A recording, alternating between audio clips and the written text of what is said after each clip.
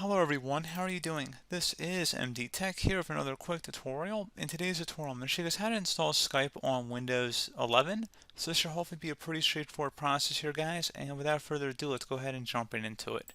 So all you have to do is open up the Start menu search or the little search icon. Type in Skype.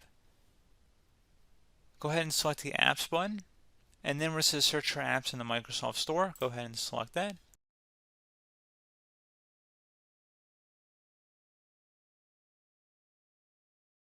Go ahead and scroll down here and select Skype.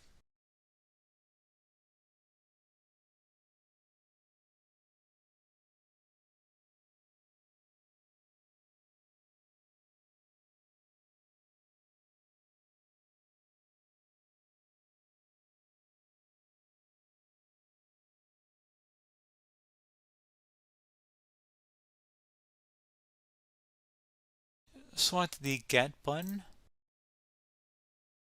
You can sign in with a Microsoft account, otherwise I'm going to select no thanks.